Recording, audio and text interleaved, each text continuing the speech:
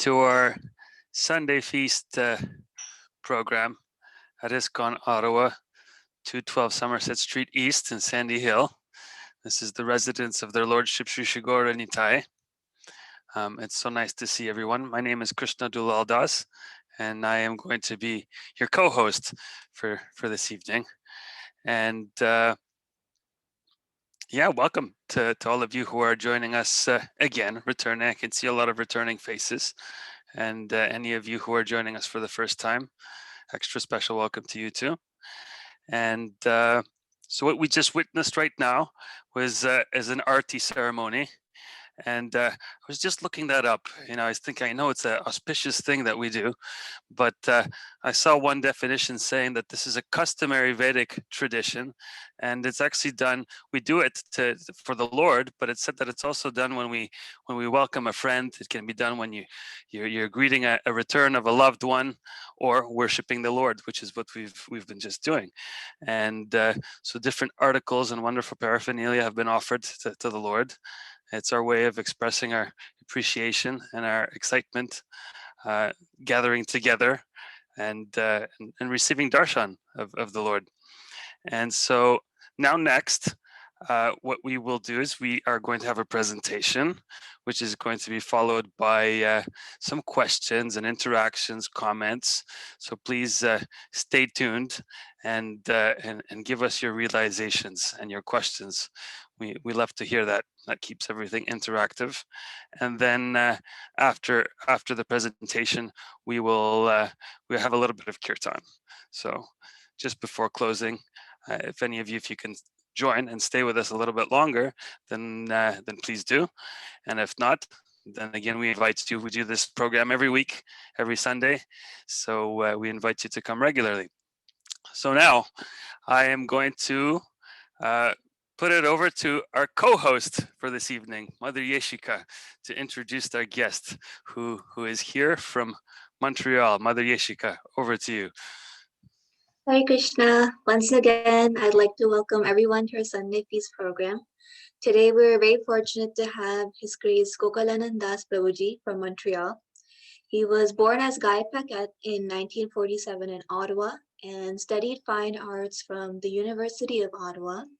In 1971, he joined ISKCON in Vancouver for the first time and got initiated in Portland, Oregon as Gokulanandas in 1972 when he went to see Srila Prabhupada. And right after his initiation, he was sent to Montreal, where he did a lot of book distribution. In May 1975, he was invited to join the BBT party, which was led by Satsarup Maharaj. And during his 2 years there, he met many wonderful devotees and had lots of great association. In April, he got married to Her Grace Leela Sukhmataji and became the vice president and treasurer for ISKCON Montreal. He then came to Ottawa for 3 years in 1979, and in 84 he went to Vancouver where he helped the Gurukul there for 6 months. He's also served as a cook and assistant at Lake Huntington in New York, and then went back to Vancouver until 1988 as a financial support for the Gurukul. He once again came back to Montreal, where he stayed until the summer of 2000, which is when he once again went back to Vancouver for 9 years. And at the end of 2009, he came back finally to Montreal and has been serving here as treasurer and vice president ever since. So lots of back and forth between ISKCON Montreal and Vancouver. So once again, we're very lucky to have His Grace Gokulananda Prabhuji, and I'd like to hand it over to him now. Hare Krishna. Well, thank you. There was a lot of details there. Superfluous. Well, I'd like to thank everyone for kindly allowing me to share some of my meager realizations. Actually, I have very deep roots in Ottawa Temple. Actually, I was born in Ottawa. I had a very beautiful family and wonderful childhood there up until my young adulthood. Then I went to Vancouver on a yearning for joining spiritual community, and Krishna totally fulfilled way beyond my wildest dreams. I was able to meet the Hare Krishna devotees and join them, and my life has been nothing but wonderful, blessings. by the mercy of Lord Chaitanya and Srila Prabhupada. Well, also Ottawa, I was able to do a little bit of service there for a few years in the early 80s. But Ottawa has seen so many wonderful dedicated devotees there. Before I was able to go there and help Lakshminath, who renovated all the temple building there, and there was Ghosh Thakur who followed. Anyway, before us, there was Krishna Das Kaviraj, Gora, Rupa Vilas, and before him, Amsu, and before him, Dharmaraj. Even my old friend Balakrishna served for 6 months there. Anyway, and then many great souls joined there. Bhakti Raghava Maharaj, Krishna Das, Lakshminath, many Matajis, and so many great souls. Anyway, so Ottawa's seen an ocean of nectar being spread or distributed far and wide, and now there's a really nice team, all of you sincere devotees there. So it's very nice if I can share some of my own realizations about the theme I chose for today's sharing is at the heart of bhakti is the principle of empowerment. Lord Krishna reciprocates his devotees' love and surrender with blessings or empowerment to understand him and become more attached to him. That is sort of along the same theme as the principle of surrender, which is very widely discussed throughout our philosophy. I will actually give a small introduction about surrender, and then that will lead me to what I considered synonymous to surrender is the awakening and increasing of one's faith, which is really the goal of bhakti. So of course, surrender is necessary in any endeavor in life. You gotta, get motivated, and you gotta do the necessary sacrifices. If you want to have some material success, it doesn't come, in your lap. You've got to aim for it and either acquire education or skills, and you have to sacrifice towards that goal. And but what is the use of these short-term material achievements? Because it'll all be taken away in due course of time. Material life is so fragile. Even if you keep your situation stable, there's so many there's so few things that are really under our control. Of course, death, disease, old age, it's all there. That's inevitable. But so many other circumstances in life. So an intelligent person will look for that which will give him the most permanent and the most valuable achievement. And that's not materially possible. It's only possible from the source if we're spiritually connected to the supreme source, God or Krishna. And so that's not possible to revive or attract the Lord's mercy, except if we open our hearts to him, which is the whole process of surrender. We make the choice of giving our thoughts and our actions and our energy to Krishna. That is our own prerogative, our own choice. That is the only arena where we can actually exercise any real freedom, because everything else in life is dictated by the laws of nature, which is also called the laws of karma. And whatever we have done in this life or the past life, we're getting the result, good or bad. So karma is coming and driving us on in our life, in our destiny. Therefore, we're not in control of any of that flow of karma, but we do have one sphere of independence or freedom. It's in our desire, our choices.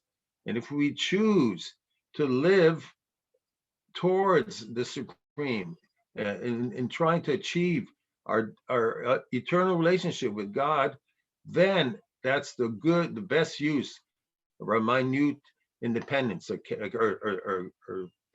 our capacity for choice. So that choice will allow us to offer ourselves to Krishna, to surrender to Krishna.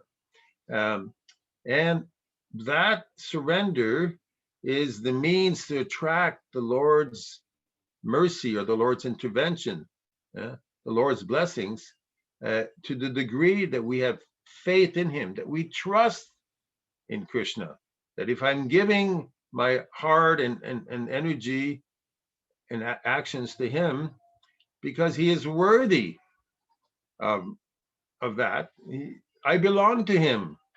Of course, that realization, it can happen fairly quickly, but usually it's by increment. You gradually realize that, there is a controller, and he's a benevolent controller. He's looking for our betterment and our ultimate good.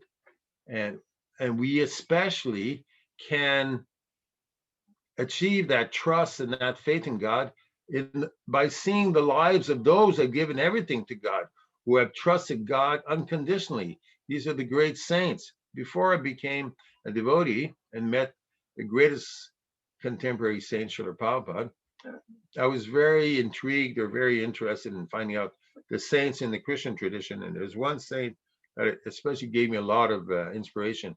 That was Saint Francis of Assisi, somewhat well known in the Catholic tradition. And he was a rich man's son, and he was, just living the life of a playboy. It's like really superficial, just sense enjoyment to the hilt because he was born in a rich family, etc.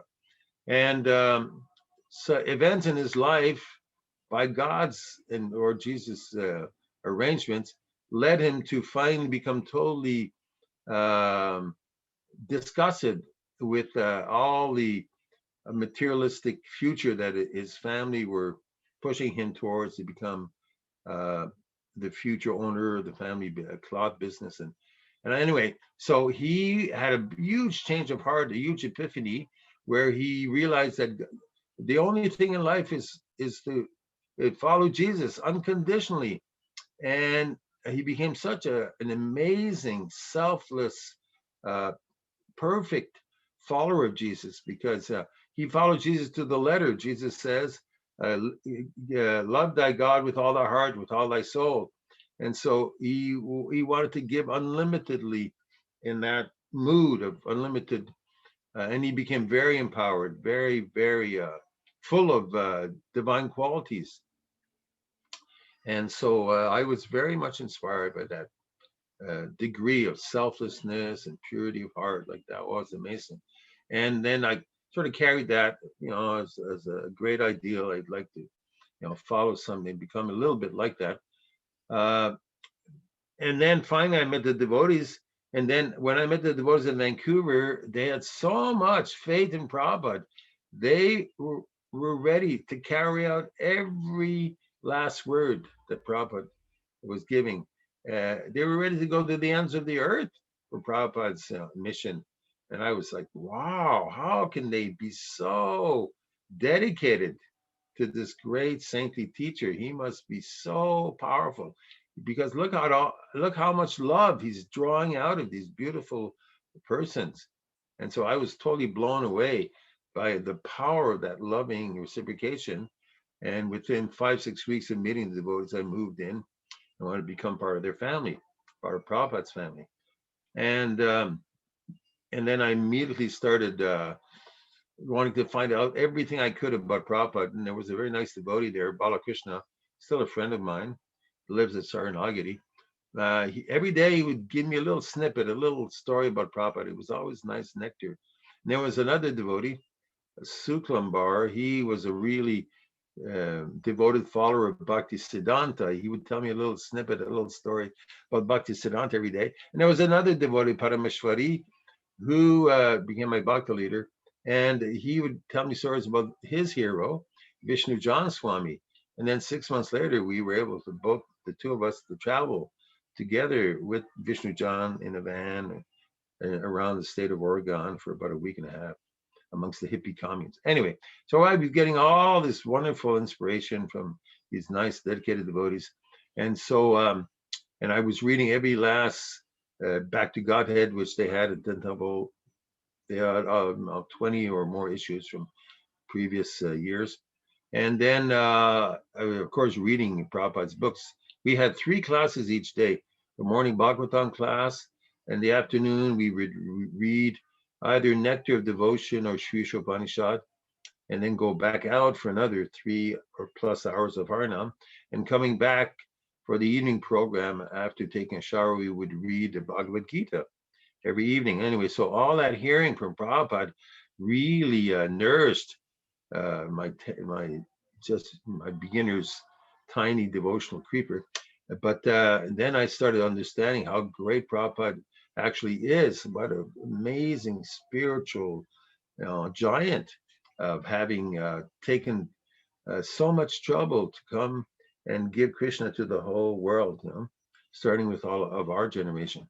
Anyway, so through the years, I've tried to also take every opportunity to hear as much about Prabhupada's life. So many, there's 20 biographies that have been coming wave after wave. Besides the official Lila Amrita, there's many, many other God brothers and a few God sisters who've written extraordinary, beautiful memories and appreciations, realizations of what Prabhupada's unique, pure qualities. And there's, of course, a series, Yadubara, following Prabhupada, which is the visual biography of Prabhupada with 11 DVDs. I really recommend that. I think it's on YouTube. And then there's Siddhanta Prabhu, who from 1996, Prabhupada's centennial year, started interviewing hundreds of Prabhupada disciples, which he's been doing for the last 25 years or 30 plus years by now. And he's compiled how many? Almost 80 DVDs, each 2 or 2.5 hours of devotees, Prabhupada disciples sharing their memories, their stories about Prabhupada. It's like so inspiring because it allows us more and more exploration of what a lover of God, how actually he lives in this world. And the driving force of such pure, empowered devotees is their faith, their unconditional faith in Guru and Krishna. And so that's the goal, actually. The purpose of our whole ISKCON and our whole Vaishnava Sangha is to increase our faith in Krishna and simultaneously our taste, our attraction for the holy name, for Krishna Katha from the authorized source, the Guru Parampara, and Krishna Kirtan, etc. So that comes through the increase of our faith, of realizing how beneficial, how important and valuable and beneficial all these manifestations of Krishna are. So that's the great gift of the Mahabhagavats. They have unlimited attachment to the holy name and to spreading Krishna Katha and to spreading the Sankirtan movement. And it's contagious.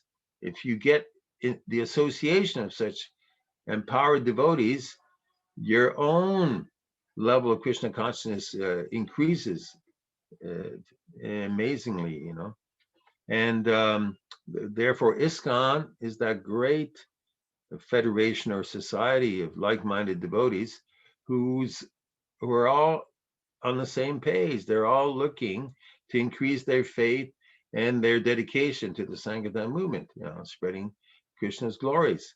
So that is coming from the unlimited faith of one great Mahabhagavat, Srila Prabhupada. And that faith is inestimable. It's not of this world. It's a manifestation of the eternal connection of that pure soul with Krishna. And that brings me to read a very, very important and famous verse that Prabhupada quoted throughout his books. Many of you probably know or have heard this verse. Yasya deva para bhaktir, yata deva tata guru, tasya te katata yarta, prakashante mahatmanaha. Very nice verse. Only unto those great souls who have implicit faith in both the Lord and the spiritual master, are the full imports of Vedic knowledge automatically revealed. So faith is the key to get the blessing or the potency from the Guru Parampara. We hear the authorized knowledge coming through the Guru Parampara, and that's meant to nourish, increase our faith so that we can have even more attraction to Krishna and more appreciation for all the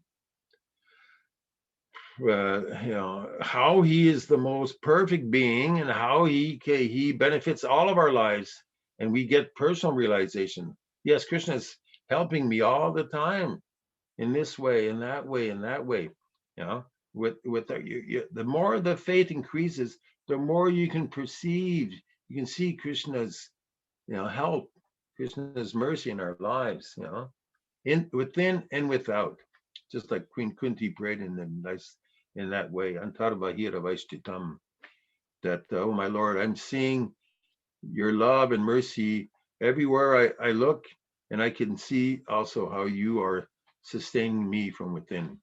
So that's the vision of a pure devotee. Krishna says in the Gita, for one who sees me everywhere and everything in me, I'm never lost to him, nor is he ever lost to me. See, that vision of seeing Krishna everywhere, it comes from that unconditional faith in Krishna. Krishna allows us to see and appreciate his presence in our lives, depending on how much faith, how much trust we have in him. He is the Paramishvara. Nothing happens without his allowing. And for his devotees, he takes personal care. For the other souls wandering throughout these universes, material nature, Krishna's energy, is working out their karma and their destiny, and which Krishna is controlling at any moment. Krishna can intervene and alter the karma of any person he chooses to do so. But if you're cultivating the process of bhakti, of surrender, Krishna is there at every step, and he's reciprocating from within and without. He's reciprocating with it hard because he's clearing the path. He's changing our desires away from all the material attachments. They're called upadis or anarthas, and fanning or nourishing our spiritual desires towards him, towards his associates, his family of devotees. And so we can experience Krishna's mercy at work in our daily lives if we have enough buddhi. Buddhi is that spiritual perception, that spiritual intelligence that Krishna is eager to share with his devotees according to their surrender. And that's another beautiful famous verse, Tesham satata yuktanam bhajatam priti purvakam vedami buddhi yogam tam yena mamupayanti te, Krishna says in the 9th chapter, that to those who are constantly devoted and worship me with love, priti purvakam, priti, that love is the main thing that Krishna is interested in. That's how he becomes attracted. Krishna is the all attractive, but he himself becomes attracted by how much love we're offering to him. And he's controlled by love. That's why that whole nice pastime of Damodar. So Krishna is eager to bring us back to him, and he's helping us at every step, and he's giving us understanding, spiritual understanding, how he is in control and how he's helping us. The Dami Buddhi Yogam Tam, from within the heart. Just like at the very dawn of the creation of this universe, Krishna gave that Buddhi in a very huge scale to Brahma. Right? Tene Brahma Arida Adikavaye, it says that in the Bhagavatam, that from within the heart, Brahma was able to understand everything by Krishna's revelation. Therefore, the Vedas were manifested in the heart of Brahma, and all knowledge was given, how to create the whole population of all the universe and everything else. But mostly how Krishna exists in the spiritual world, Chintamani Dham, his divine abode, and how we can regain that eternal service to him. And Brahma Samhita, so many nice verses are there. Eh? So that unlimited faith is the way that we attract Krishna's empowerment.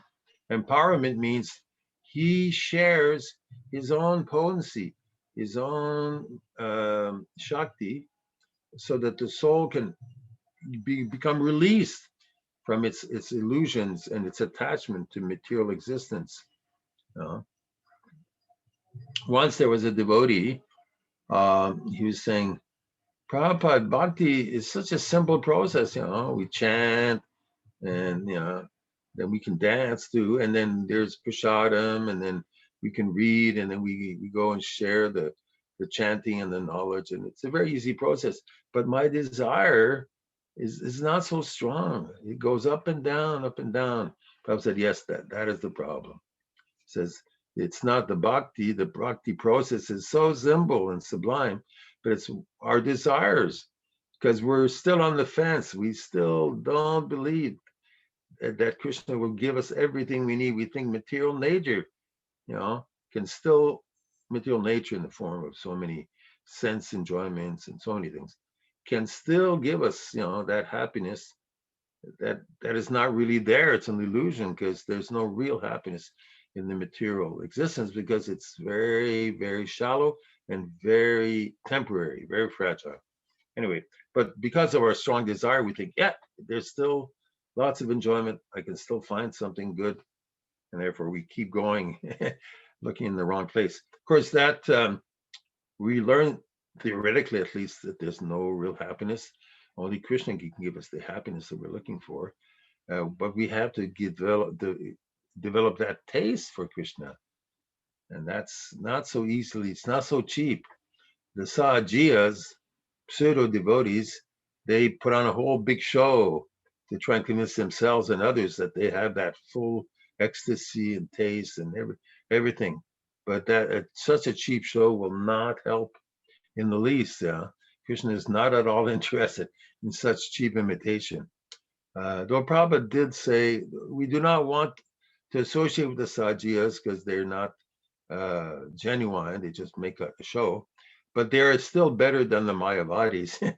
Mayavadis totally deny Krishna. They want to replace Krishna, and take his place. So the Sajiyas are, at least they're concerned, they're connected to Krishna in some way, in an improper way, but that's at least, so we are very eager to increase our faith by good association and good spiritual practice, and it's guaranteed if you associate with those who have really, really strong faith. And how do you know that a person has strong faith? The way he lives, he's a genuine bhakta. He lives only for giving his heart and soul to Krishna. And there are so many of these great, great souls all around our ISKCON movement, and probably in other religious, communities. But we shouldn't so much be concerned. Like, I'm not into interfaith. We have to have an open dialogue with people of other faiths. But we are followers of Lord Chaitanya, who is God himself. God is no longer a mystery. We can have every detail about his existence. Krishna and Radha and Krishna combined, the Lord Chaitanya, every detail is there. And other religions, it's all very nebulous. They can barely describe God in any significant way. And so they need to learn from the followers of Lord Chaitanya. They have to learn some of the Gauravani, some of the perfect pure teachings coming from God himself, Lord Chaitanya. Then their their beginner's faith will greatly, greatly increase. They have sincerity, but they don't have very much knowledge. Therefore, Krishna will want to help them in accepting the right knowledge and practicing the right knowledge. Otherwise, they concoct all sorts of destructive ideas about God. That God is happy that we can kill unlimited animals, kill the cow, the most sacred, perfect gift from God. That is like a demoniac idea. But because of the prophet said, poor fund of knowledge, because they have such limited knowledge, they have replaced real knowledge with concoctions and very terrible ideas. Anyway, we have the whole package Prabhupada it's given us, the pure Gauravani. We have to understand it properly, practice it properly, exactly as Prabhupada is teaching. Prabhupada's representatives are there all around ISKCON. There's so many great souls that teach us by their life's example. I have so much inspiration I get from my God brothers and God sisters who've made their life so successful, so productive. They've become totally genuine representatives of Prabhupada, because Prabhupada's mood was simply to give compassion, and selflessness. And I see that all around the Vaishnava Sangha, the ISKCON Sangha. That's why I like to go to Mayapur and meet more God brothers and God sisters and have new relationships happening. That's really a big reward. I enjoy. I feel it's one of ISKCON's great wealth, the wealth of pure devotees, of genuine followers of Lord Chaitanya. So that faith is the way that the empowerment happens. The more faith, the more Krishna will want to distribute his mercy through you, and you become his instrument. Look what how much faith Prabhupada had. From the very moment he met his guru, Bhakti Siddhanta Saraswati. We'll be again celebrating the appearance of Srila Bhakti Siddhanta Saraswati Thakur this coming Wednesday, the 3rd. So as soon as Prabhupada was in the presence of Bhaktisiddhanta, immediately recognized how great and pure and empowered this great Mahavaishnava was. And he said he from that first moment, he opened his heart, he gave his heart to his guru. And it just took a few years for him to become formally initiated, etc. Anyway, so the bond of faith was already there. And Prabhupada said, my only merit is that I was so eager to hear as much as I could from my great teacher. The more I heard, the more I wanted to hear, and the more I wanted to become dedicated to the mission of Lord Chaitanya, just like him. And therefore, Prabhupada, at the end of his life, he said, you were saying I've done so many extraordinary things, but no, my only merit is that I was very eager to hear and to repeat what I heard. That was Prabhupada's greatness. He never took claim for himself, but he gave all the success or claim to his guru. But that's another nice sign of spiritual, health, is how eager we are to hear the right message from the right source. The pure Gauravani, and it's there in all of Prabhupada's books. There's a very nice. I'm subscribed to a few ISKCON newsletters, and it's one sent out practically every day by the Vaishnava Ministry of Education, with a nice devotee there called Tapan Mishra Das, and he has made his own dedicated campaign to promote the reading of Prabhupada's books. It's been going on for almost a year now, especially with the COVID situation, because of the lockdown and no temple festivals. And so there's been an increase, a really great increase in the digital association, that is through the internet, just like we're doing this very moment. And by that, we can, keep connected and keep sharing the nectar, sharing the kata. So Tapan Mishra is really a nice devotee. He's simply encouraging everyone to make it one of their prime duties to read some of Prabhupada's books every day. Put it into your daily schedule. That's a really nice thing. I prefer hearing Prabhupada's classes because I either hear when I'm working as a treasurer here. Anyway, but in your car or at home, when I was living here alongside Bhakti Raghava Maharaj for about 18 months in 1996, 97, I noticed that he had this wonderful habit of always having Prabhupada's bhajan playing in the background. He had a CD player that was on a loop, and you can make it repeat itself all the time. And he had Prabhupada's bhajans going on 10 hours a day. Sometimes he was in the room, sometimes he wasn't in his room, but it was always playing there. And it really made for a Vaikuntha energy in that area. And his Prabhupada chanting is not of this world, directly from the spiritual plane, from Krishna's world. And the chanting is so elevating. It brings you into that energy, into that divine environment. And it's a really good energy to have around you. So you have it at home, in your car, wherever your situation is. It'll be very nourishing and very, very purifying. So that empowerment from Krishna is, the goal is actually to become lovers of Krishna, like Prabhupada always told us. But Krishna is helping us along the way, and he wants us also to help in his mission to save as many other souls.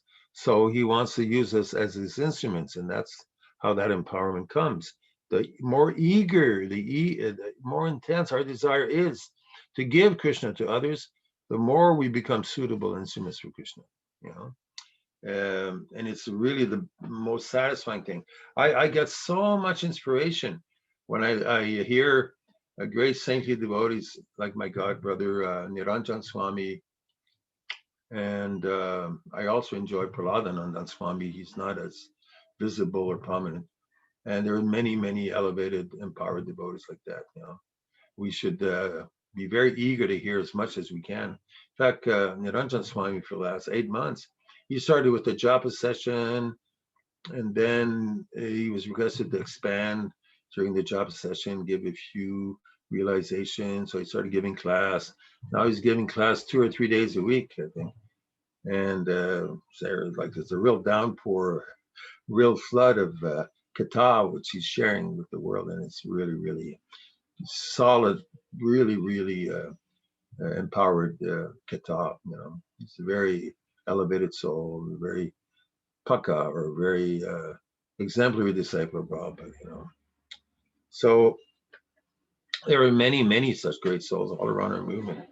And Shivaram Swami also has a little team of cinematographers, and they do a little 5-10 minute things on different themes, and it's always nice, very informative. He does it for the general public, but the devotees can also pick up on how to present, how to package our philosophy, our ideas in a very nice, relevant, and exciting way. And so that empowerment is there. It's not we shouldn't be so concerned who is empowered, who's not empowered. It's not so. That's not so much. It's just the way Krishna works through us, and it will happen of its own. And the more we open our hearts to Krishna, Krishna wants to work through us to reach as many souls as possible. Just like recently we were celebrating the appearance of Lord Nityananda last Thursday, I believe. And again, Lord Nityananda is the main, like the analogy given by Krishnadas Kaviraj and Chaitanya Charitamrita. Lord Chaitanya is the chief gardener of the crop of prema. He has all these fruits of love of Godhead, which he's eager to distribute. And there's practically unlimited quantities in that, giving. But he's looking for dedicated assistance in giving out the fruits of love of Godhead of the Sankirtan movement. And therefore, Lord Nityananda is the chief, he's considered the commander-in-chief of the Sankirtan army. And it is Lord Nityananda who is especially looking for as many good souls that he can empower with his Shakti, which is also called Gaur Shakti, which is the greatest force in the universe. Like from the movie, it says, "May the force be with you." Well, that force is not of this world. It's coming down from Krishna Loka, Golokera Pramadan, Harinam Sankirtan, the spiritual world, and the love of Krishna and glorification of Krishna has descended from the spiritual world as the Sankirtan movement, inaugurated by Lord Chaitanya and Lord Nityananda and all of their empowered followers. And so Lord Nityananda is especially the one who is the channel, or the person who will choose and empower all the good souls who want to help in that distribution of love of Godhead. And therefore we are worshippers of Lord Chaitanya and Lord Nityananda simultaneously. Both are equal in their mercy to give us attraction for Krishna and the potency to give Krishna to others. So we're very fortunate to be actually followers of Srila Prabhupada, because he is the embodiment of that Shakti. Everything in Prabhupada's life was fully manifesting the divine power, the divine potency of Lord Chaitanya and Lord Nityananda. In fact, one of Prabhupada's godbrothers, I think his name was Yati Maharaj, not sure exactly. When Prabhupada was departing, he told his entourage of godbrothers, he says, "Here is one of the greatest devotees of our time. He is Nityananda Avesha," which means, and he said, Nityananda was living within Swami Maharaj, that was Prabhupada's name. Nityananda was living within and following Prabhupada everywhere. In other words, Prabhupada was acting under the energy, the potency of Lord Nityananda. Therefore, Prabhupada could make devotees from the degraded, drug addicted hippies. He can make devotees from millionaires, from businessmen, from simple housewives to wild bohemian hippies, and anything and everyone could become transformed by Prabhupada's spiritual potency, because it was all saturated with love and empathy, concern for the welfare of others. Prabhupada would sign his letters, "Your ever well-wisher." It's very significant. Ever means it'll always be there. Well-wisher. He wishes us the ultimate good, that we can love Krishna again, which will solve all of our problems. And so Prabhupada is that embodiment of that unlimited love and mercy, or the desire to help others. And so if we're going to become a part of Prabhupada's family, we should have some of that mood of wanting to help and give Krishna in whatever way we can. So that was about the little meager little realizations I'd like to share. If there's any one who'd like to comment. Thank you very much, Prabhu. That was wonderful. Thank you for sharing those realizations with us. Yes, so please, dear devotees, feel free to ask any questions or make any comments. I would ask, if you are able, perhaps if you could lift your hand up in the chat. There is a button at the bottom of the Zoom screen which is entitled Reactions. When you click on it, if you like, you can raise the hand there. You can bring it up and put it down.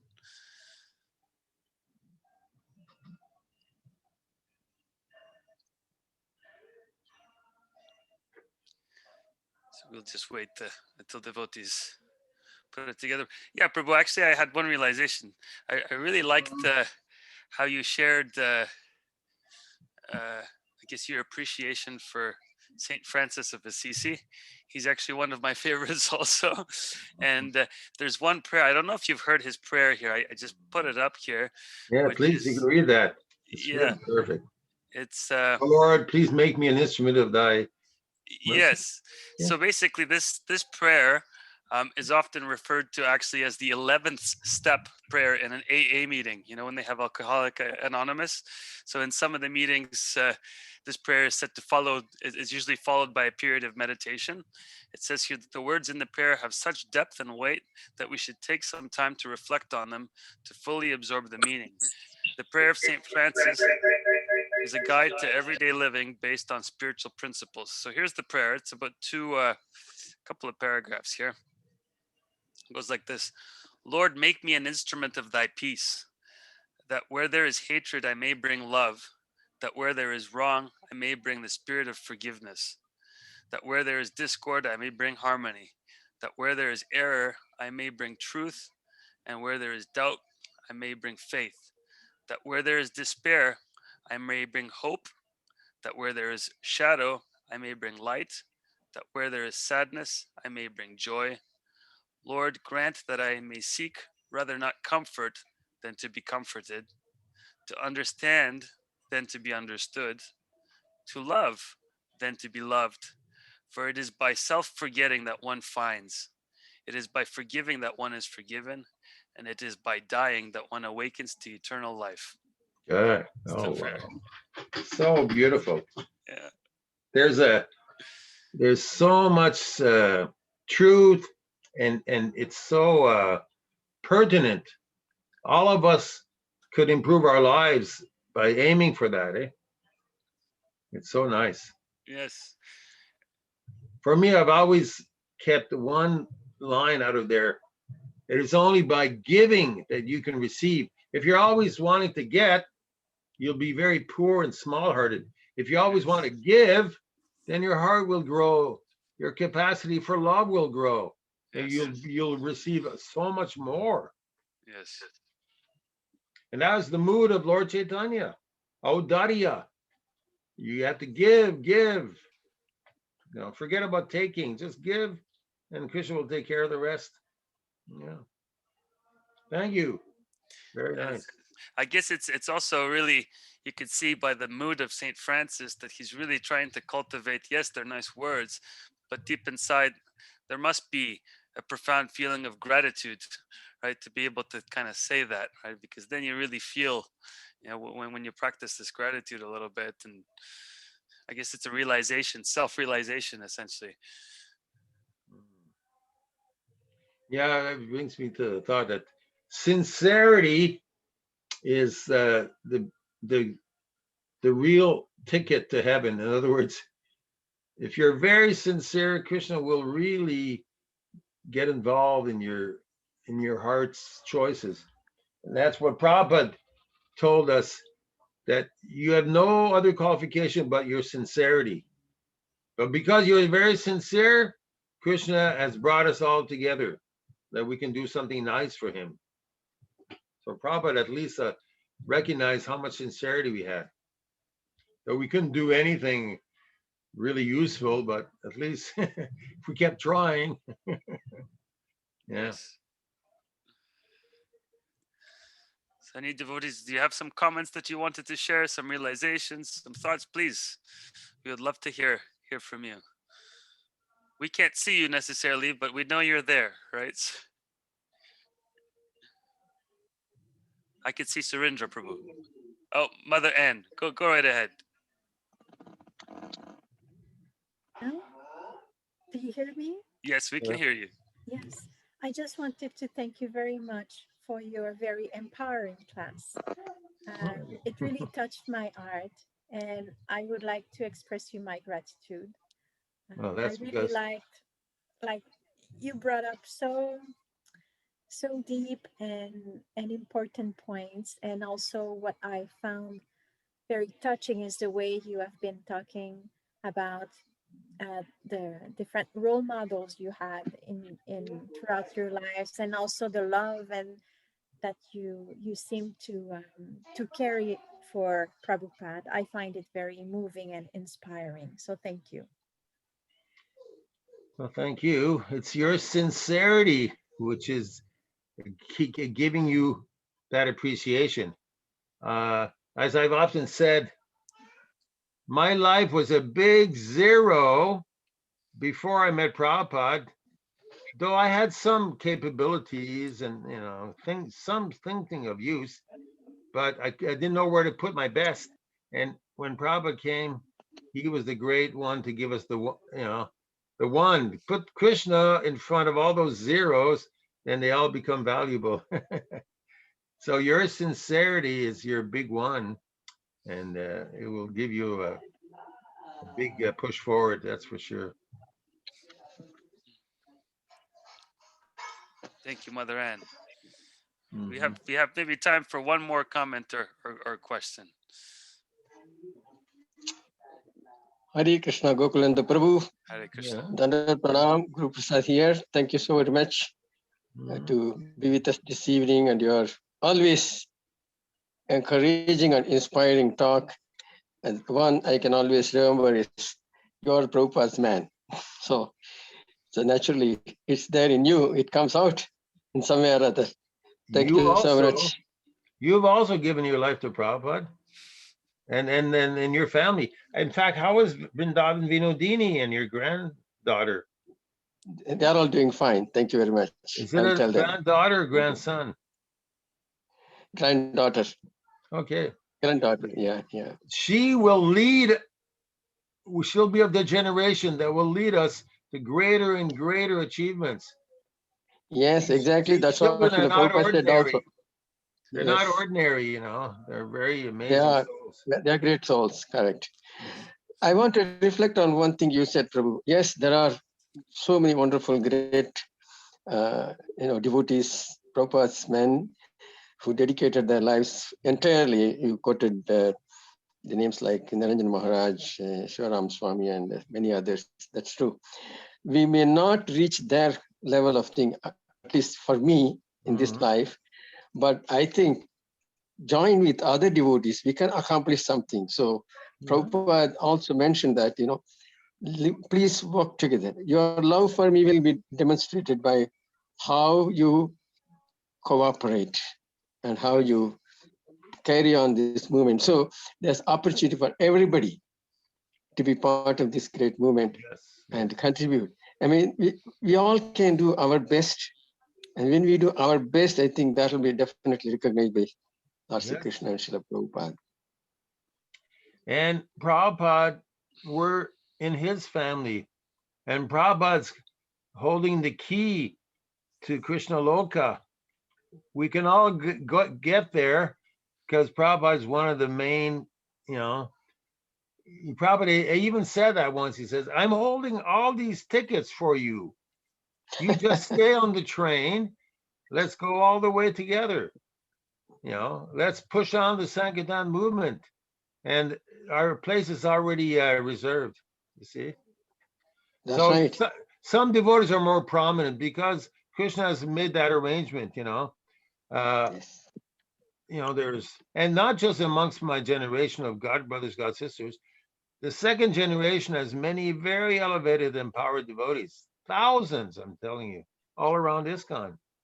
And we're all with Prabhupada. We're all in Prabhupada's family. So we're all on the train, and that train will never get nothing will stop it. It's destined for Krishna Loka. That's right. Yeah. Just be on the vehicle. Yeah. Be attached to it. Hang on to it. Yeah. In other words. Yeah, I think thank you again. As you say, cooperation is easier said than done. We all have these impurities and the ego that makes us look for advantage and recognition, and so many things are there. We can spoil the mood if we're not careful. We just have to be really sober and humble and like Prabhupada, always kind, full of empathy, concern for others, like that. And that'll be good. If we keep Prabhupada's mission, that's what we have to be part of it. So we have to keep that in forefront. Yeah. Yes, there'll be disagreement. Prabhupada agreed, yeah. But he said, notwithstanding, we should work together. Personal differences may be there, but we should recognize that, but it should not become a big issue.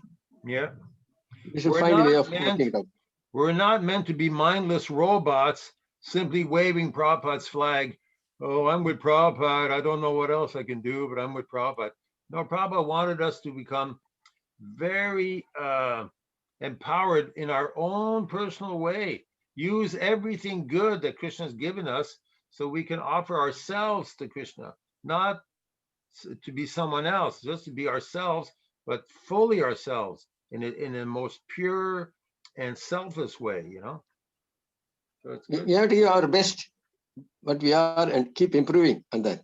Yeah. And we will, as long we are following the process given by Srila Krishna's Prabhupada. helping us all the time, every day. And he can work through the devotees. We have to take advice from devotees and, okay, I did good that way. Oh, I didn't do so good the other way. Okay, Right, correct. I'm taking the advice. So Yeah. thank you. Yeah. That is why the association is so important. Thank you, Prabhu. Haribol. Thank you all. Thank you, Guru Prasad Prabhu, for a wonderful question. And thank you, Gokulananda Prabhu, for joining us. And it's always, as we can hear from devotees, a heartwarming experience to have your association. Wow. And It's by your mercy, Krishna. Thank you so much. it's actually, you're a part of Ottawa, and you are, you know, you're just our extended family. Montreal's our sister temple, our big brother.